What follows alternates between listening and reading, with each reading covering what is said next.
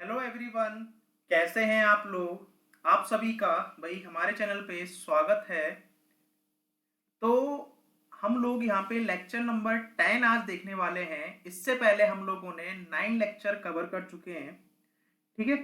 तो स्टार्ट करने से पहले जो हमारा आज का टॉपिक है उसको स्टार्ट करने से पहले हम थोड़ा सा जो हमने लास्ट लेक्चर में पढ़ा था उसको हल्का सा यहाँ पे क्या एक बार रिकॉल कर लेते हैं, ताकि हमें कंफ्यूजन ना हो कि हमने जो लास्ट टाइम पढ़ा था और हमने जो आज पढ़ रहे हैं वो किस तरीके से कह सकता हूँ अलग है। ठीक है। तो वहां पे हमने क्या बात की थी, अगर आपको याद होगा, आपने बहुत अच्छे से लेक्चर भी देखा होगा, तो वहां पे हमने सिंपल क्या देखा था कि हम पॉइंट को कैसे क्या कर रहे हैं, उसकी शिफ्टिंग करा रहे हैं। पॉइंट की एक तरीके से क्या हो रहा है, शिफ्टिंग हो रही है, जिस वजह से क्या हो रहा है उसका पॉइंट्स के कोऑर्डिनेट्स में क्या हो रहे हैं, चेंज आ रहा है। मतलब वहां पे पॉइंट का ट्रांसफॉर्मेशन हो रहा है। तो इसको हम लोगों ने क्या पूरे डिटेल में पढ़ा था, क्या पढ़ा था हमने? Geometric simple geometric transformation. ये हमारा क्या था, अभी लास्ट लेक्चर था। ठीक है, ये हमारा क्या था, लास्ट लेक्चर था। और इसमें हम लोगों ने क्या क्या देखा था? हमने देखा था कि जो पॉइंट है, वो जो पॉइंट है वो किस तरीके से क्या हो रहा है, उसकी पोजीशन को हम लोग चेंज कर रहे हैं। तो सबसे पहले हमने बात की थी कि अगर मैं उस पॉइंट को क्या कर देता हूँ, ट्रांसलेट कर देता हूँ, मतलब ट्रांसलेशन कर देते हैं, उसकी शिफ्टिंग कर देते हैं हॉरिजॉन्टली और वर्टिकली, या फिर 3D में हम लोगों ने देखा था, पूरा हमने पढ़ा था। उसके बाद हम लोगों ने देखा था रोटेशन का केस, कि रोटेशन में हम लोगों ने किस तरीके से उसका ट्रांसफॉर्मेशन कराया था पॉइंट का। उसके बाद हम लोगों ने क्या देखा था, उसके बाद हम लोगों ने स्केल के बारे में वहां पे स्टडी किया था। उसके बाद हम लोगों ने क्या देखा था, उसके बाद हम लोग बात कर रहे थे किसकी, स्केल हो गया था। उसके बाद हम लोगों ने शेयर के बारे में जाना था। और उसके बाद हम लोगों ने किसके बारे में बात की थी, वहां पे हमने रिफ्लेक्शन के बारे में बात की थी।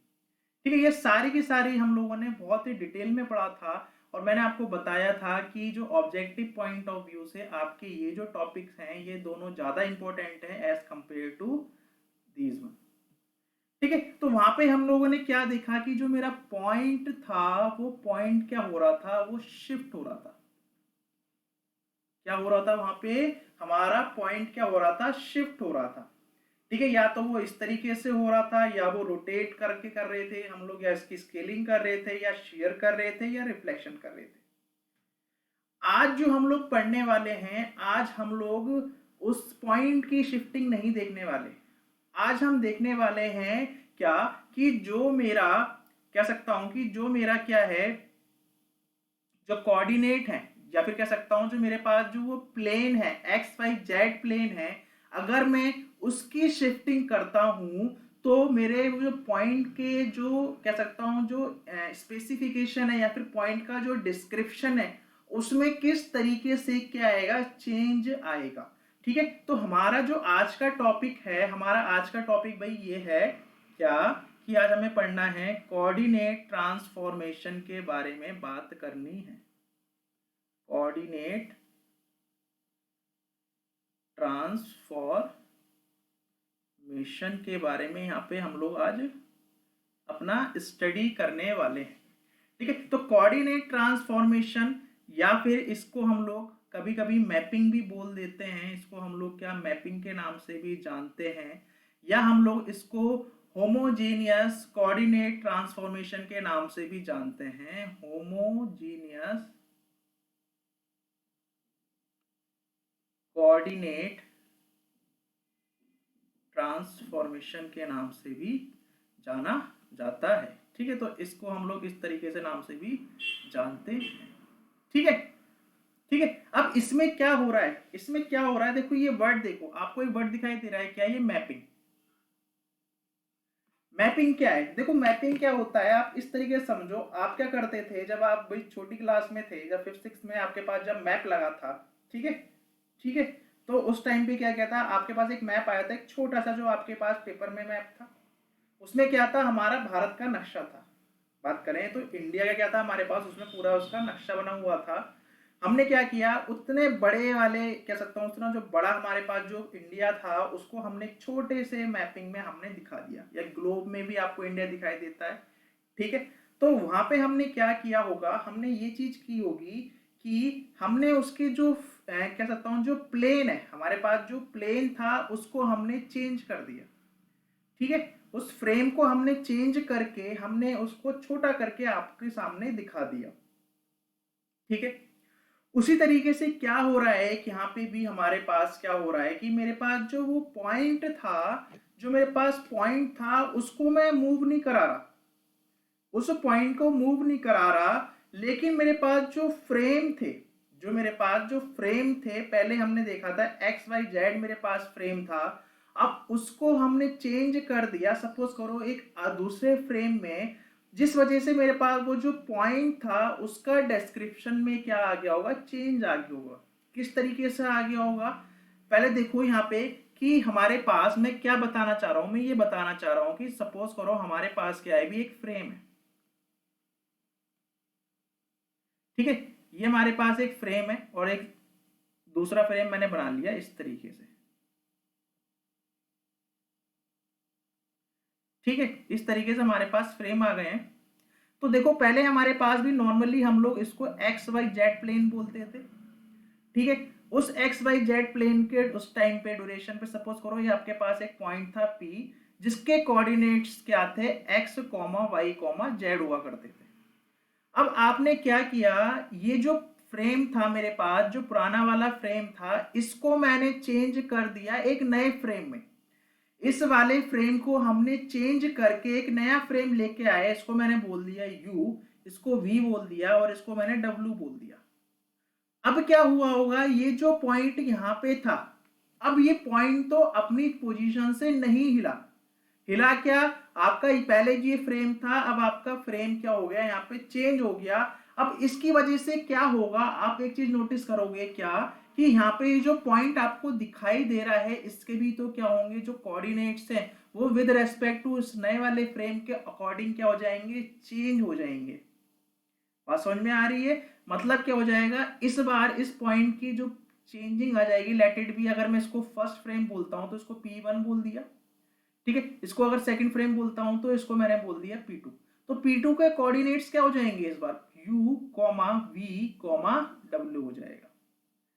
अब हुआ क्या यार, अब हुआ ये कि जो एक्स वाई जेड थे उसके डिस्क्रिप्शन में क्या कर दिया, हमने चेंज कर दिया, और वो क्या हो गया, यू वी डब्ल्यू हो गया।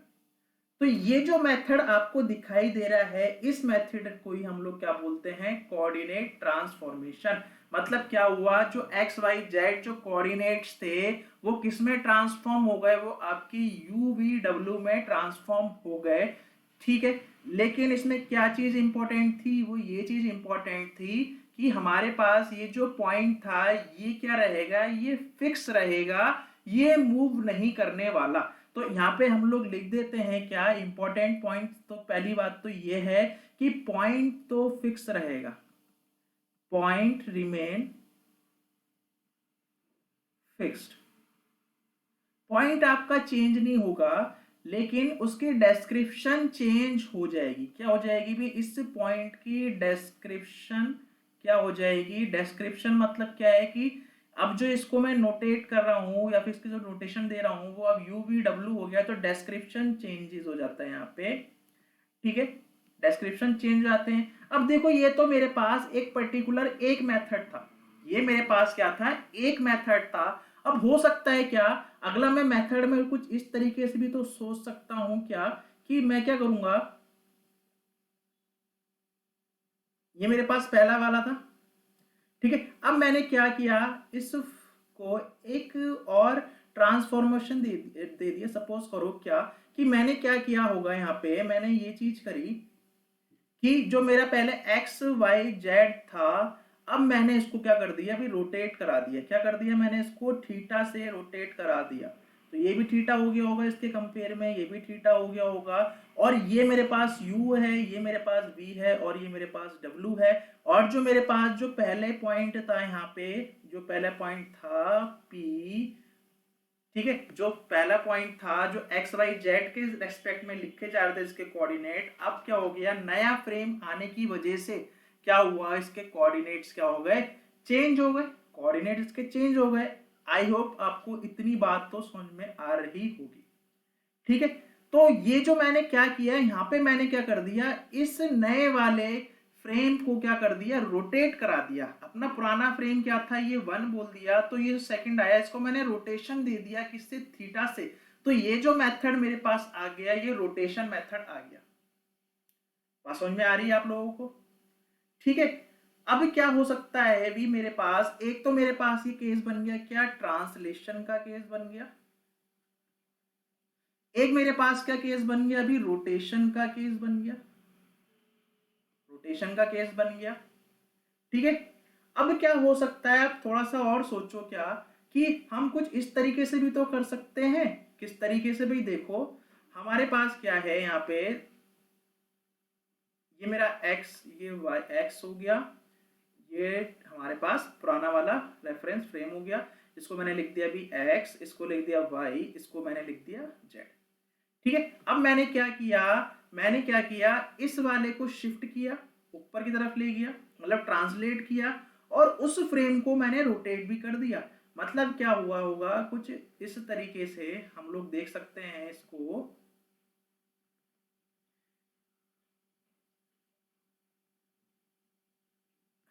ठीक है, इस तरीके से हो गया होगा। मतलब अब मेरे पास जो नया आया होगा अभी u v w, और आपका पॉइंट कहाँ था, सपोज करो आपका पॉइंट पहले भी यहीं पे था। तो ये जो केस दिखाई दिया, इसको हमने क्या बोल दिया, इसको देखो हमने ट्रांसलेशन भी किया और रोटेशन भी प्रोवाइड किया। ठीक है, इसका मतलब ये हमें समझ में आ गया कि मेरे पास जो कोऑर्डिनेट ट्रांसफॉर्मेशन हो सकते हैं वो 3 तरीके से हो सकते हैं, 3 तरीके से हो सकते हैं, 3 पॉसिबिलिटी केस बन सकते हैं। तो वो केस क्या क्या होंगे, सबसे पहले मेरे पास जो केस हम लोग पढ़ेंगे वो ट्रांसलेशन पढ़ेंगे। दूसरा हम क्या पढ़ेंगे, दूसरा हम लोग रिफ्लेक्शन पढ़ेंगे, सॉरी रिफ्लेक्शन नहीं, रोटेशन। ठीक है, दूसरा हम लोग क्या पढ़ेंगे, रोटेशन पढ़ेंगे।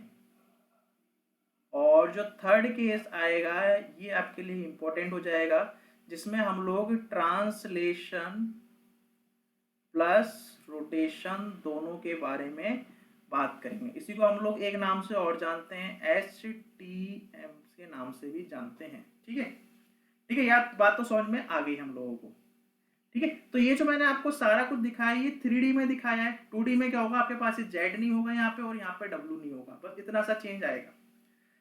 ठीक है, अब देखते हैं, सबसे पहले मेरे पास जो इंपॉर्टेंट डेफिनेशन आती है इसमें, मैपिंग क्या होता है। अब आप लोग इसको बहुत आराम से डिफाइन कर सकते हो, मैंने आपको समझा दिया कि मैपिंग में होता क्या है। तो मैपिंग में क्या होता है, हम लोग पॉइंट के डिस्क्रिप्शन को चेंज करते हैं जब मेरे पास जो प्लेन होता है उसका जो फ्रेम होता है वो चेंज होता है। ठीक है, तो हम लिख लेते हैं चेंजिंग, या ऐसे लिख लेते हैं क्या, कि changing description of a point in space, from one frame to another frame, from one frame to another frame. तो ये हमारे पास क्या है, मैपिंग की डिस्क्रिप्शन आ गई है। तो इसमें हम लोग किस तरीके से कर सकते हैं, हमारे पास क्या है भी, 3 पॉसिबल केसेस आर, सबसे पहले ट्रांसलेशन, उसके बाद हमारे पास रोटेशन, उसके बाद हम लोग देखने वाले हैं भाई ट्रांसलेशन प्लस रोटेशन। तो ये हमारे पास क्या होंगे भी, 3 डिफरेंट केसेस हैं जो हम लोगों को डिटेल में स्टडी करना है। ठीक है, यहाँ तक कोई भी दिक्कत किसी को नहीं आएगी। अब अपन स्टार्ट करते हैं। सबसे फर्स्ट हमारा जो टॉपिक है आज का वो है ट्रांसलेशन।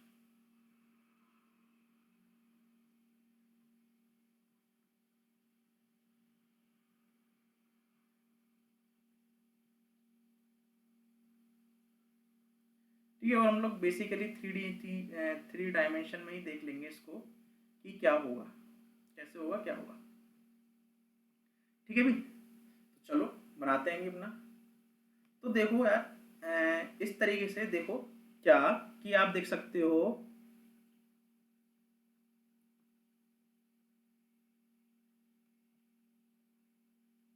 ये हो गया हमारे पास एक्स वाई जेड। उसी तरीके से एक फ्रेम और बना देते हैं, क्योंकि हमने क्या किया, ट्रांसलेट कराया। तो हमारा फ्रेम कुछ दूसरा वाला जो सेकंड फ्रेम था वो इस तरीके से आ गया होगा। ये थोड़ा सा टेढ़ा हो गया, इसको सीधा कर देते हैं यहाँ पे। ठीक है, इसको फटाफट सीधा कर देते हैं। ठीक है, लास्ट लेक्चर में मुझे पता है काफ़ी गंदे गंदे मैंने डायग्राम बनाए थे। ठीक है, आज मैं कोशिश करूँगा बिल्कुल साफ बनाने की। तो यहाँ पे क्या है भी, हमारे पास ये जो पॉइंट्स हैं, ये हमारे पास ये हमारे पास x होता है, ये हमारे पास x होता है, ये हमारे पास y होता है, और ये z होता है। इस वाले मैंने फ्रेम को बोल दिया 1। ये हमारे पास क्या हो गया, फर्स्ट फ्रेम हो गया। ये मेरे पास u है x डायरेक्शन में, y डायरेक्शन में v है, और z डायरेक्शन में w है। इस वाले फ्रेम को मैंने बोल दिया let it be frame number 2। ठीक है, और जो हम लोगों का पॉइंट है वो यहाँ पे कहीं पॉइंट आपको दिखाई दे रहा होगा। ठीक है, वो पॉइंट कुछ इस तरीके से आपको दिखाई दे रहा है, वो ये पॉइंट है इधर। ठीक है, ये आज के पॉइंट है।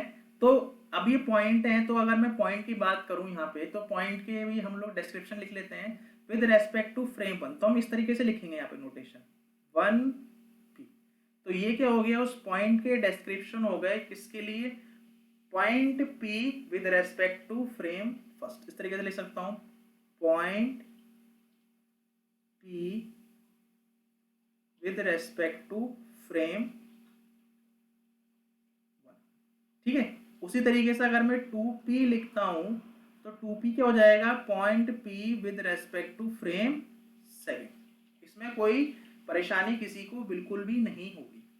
ठीक है, अब क्या हुआ होगा, अब भाई आपका वही वाली केस है जो हम लोगों ने लास्ट टाइम देखा था कि यहाँ पे ट्रांसलेशन हो रहा है। तो इसका मतलब ये है कि हमारे पास कुछ चेंजेस आ रहे हैं। क्या आ रहे हैं हमारे पास, यहाँ पे हमें चेंजेस नजर आ रहे हैं। ठीक है, तो हम लोग बात कर लेते हैं क्या कि अगर मैं बात करूं अपने फर्स्ट वाले पॉइंट के लिए, तो फर्स्ट वाले पॉइंट के जो डिस्क्रिप्शन थे वो थे x, y, z। ठीक है, अब ये चेंज हो गया मेरा किसमें, यहाँ पे ट्रांसफॉर्म हो गया किसमें, वो हो गया अभी u v w में चेंजेस हो गया है। ठीक है, यहाँ तक बात क्लियर हो रही है। तो हम लोगों को आप लोगों को याद होगा कि लास्ट लेक्चर में हम लोग ट्रांसलेशन का केस किया था। तो वहां पे हमारे पास जो x डैश आया था वो क्या आया था, x प्लस dx आया था। यही तो किया था हम लोगों ने। y डैश क्या आया था, y डैश आया था y प्लस dy आया था, और z डैश क्या आया था, z प्लस dz आया था। अब यहाँ पे वहां पे जो x डैश, y डैश और z डैश थे वो यहाँ पे क्या हो गए, u v w हो गए। वो यहाँ पे क्या हो जाएंगे भी, u v w हो जाएंगे। तो इसका मतलब ये है कि हमारे पास जो u आएगा वो u क्या हो जाएगा, u मेरे पास हो जाएगा x प्लस dx। v कितना हो जाएगा, v हो जाएगा y प्लस dy। और जो मेरे पास जो z होगा वो कितना हो जाएगा भी, w, सॉरी सॉरी ये उल्टा लिख दिया। हम लिखेंगे यहाँ पे W क्या हो जाएगा, Z प्लस dz हो जाएगा। सही है, यहाँ तक तो कोई परेशानी किसी को नहीं आनी चाहिए। फिर हम लोगों ने क्या किया था, इसी को मैट्रिक्स फॉर्म में हम लोग रिप्रेजेंट करते थे। तो यहाँ पे भी क्या करेंगे, मैट्रिक्स फॉर्म में रिप्रेजेंट करेंगे। तो मैं यहाँ पे कर देता हूँ। तो U कितना हो गया मेरे पास, U हमारे पास हो गया 1 into x plus 0 into y plus 0 into z plus d z. Sorry d z कहाँ से आ गया, ये हमारा हो जाएगा डी एक्स। उसी तरीके से v को क्या लिखूंगा, v को लिखूंगा 0 इंटू एक्स प्लस v है तो y वाला चेंज होगा, तो 1 into y plus 0 into z plus d y, इस तरीके से लिख सकते हैं ना। उसी तरीके से w लिखूंगा तो w लिखूंगा अभी 0 into x plus 0 into y plus 1 into z plus d z. अब इसको हम लोग मैट्रिक्स के फॉर्म में लिख सकते हैं क्या? तो लास्ट टाइम हमने बहुत अच्छे से किया था, तो ये हो जाएगा u, ये हो जाएगा v और ये हो जाएगा मेरे पास w, और इसको हम लोग इस तरीके से रिप्रेजेंट करते थे। ये हो जाता है v1, ये हो जाता है 0, ये 0, ये dx, ये 0, ये 1, ये 0, ये dy, ये 0, 0, 1 dz। और यहाँ पे क्या लिखते थे? यहाँ लिखते थे हम लोग x, y, z। ठीक है, ठीक है, यहाँ तक तो कोई दिक्कत नहीं आई होगी किसी को भी। अब एक चीज यहाँ पे देखो कि यहाँ पे रो कितनी है। यहाँ पे रो है मेरे पास 3, 1 2 3, और कॉलम कितने हैं? 1 2 3 4। तो इस ट्रांसफॉर्मेशन मैट्रिक्स में हमारे पास क्या आया है? हमारे पास 3/4 की मैट्रिक्स फॉर्म हो रही है। ठीक है, और अगर ये मैट्रिक्स फॉर्म हो रही है तो इसका जो डिटर्मिनेंट है वो निकालना क्या है यहाँ पे मुश्किल है। मतलब इसका सॉल्यूशन हम क्या कर पाएंगे? मतलब पॉसिबल नहीं है। अगर इसका सॉल्यूशन पॉसिबल नहीं है तो हम क्या करते हैं, यहाँ पे हम लोग थोड़ा सा यहाँ पे चेंज कर देते हैं। यहाँ पे हम लोग 1 लिख देंगे, यहाँ 0 0 0 1। हाँ सॉरी, एक चीज और रह गई थी, पहले हमारे पास यहाँ पे ये 1 भी आता है। ठीक है, तभी तो हमारे पास क्या होगा, जब आप इसकी मल्टीप्लाई करोगे तभी तो आपके पास क्या आएगी, पूरी की पूरी टर्म निकल के आती है जो इसके इक्वल होती है, u के इक्वल होती है। इस तरीके से होता है। इसका मतलब ये हो गया क्या कि अब हमारे पास जो फाइनल जो मैट्रिक्स आ गई वो हमारे पास फाइनल मैट्रिक्स कौन सी हो गई? वो हमारे पास ये वाली हो गई।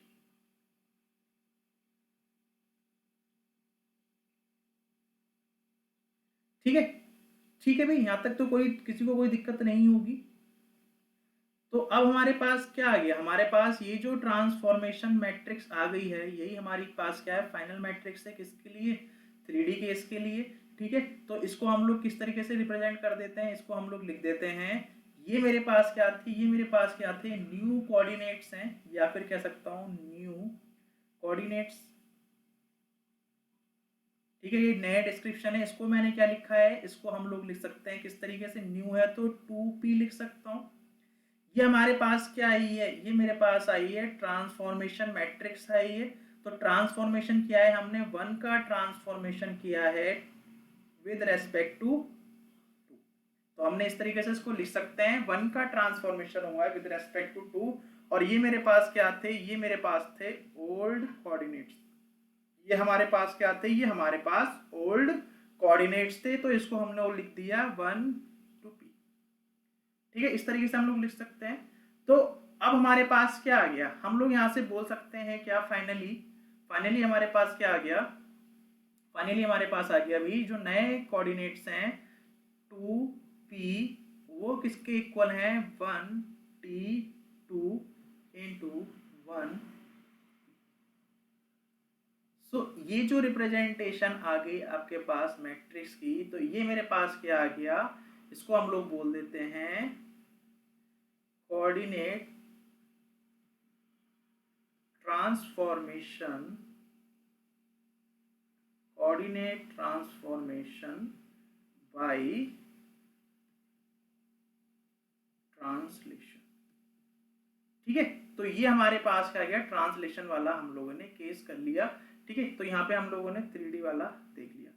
2D वाला भी क्या है? आसान है। 2D में क्या करना है? आपने सिर्फ x और y वाले केस को लेना है। 3D वाला क्या हो गया? ये आगे पास फाइनली रिजल्ट आ गया है, तो आपको बस ये रिजल्ट ध्यान रखना है। ठीक है, ये रिजल्ट आपको ध्यान रखना है। ठीक है, तो ट्रांसलेशन का केस यहीं पे खत्म होता है। अब हम क्या करेंगे नेक्स्ट लेक्चर में? क्या करने वाले हैं, इसको यहीं पे क्या करते हैं, रोक देते हैं, नहीं तो फिर ये लेक्चर फिर से लंबा चला जाएगा और मैं चाहता नहीं कि लेक्चर थोड़ा लंबा हो जाए। ठीक है, तो हम क्या करते हैं, इस लेक्चर को यहीं, सेशन को इसको यहीं एंड करते हैं।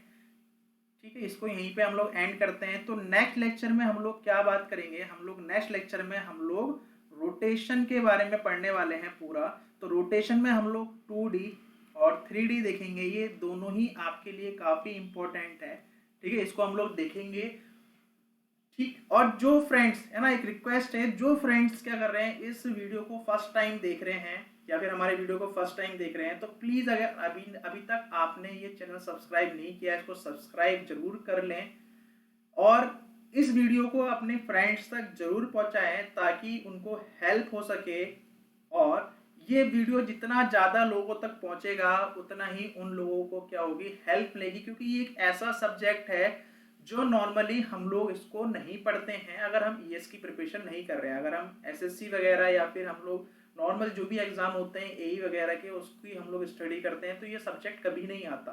लेकिन फर्स्ट टाइम हमें एई में देखने को मिल रहा है, यूपी के केस में। ठीक है, तो इसको आप जरूर पहुंचाइए ताकि वो लोग भी पढ़ सकें फ्री ऑफ कॉस्ट। ठीक, तो ऐसे ही बने रहिएगा हमारे साथ, ऐसे ही हमें सपोर्ट करते रहिए। Thank you for watching this video.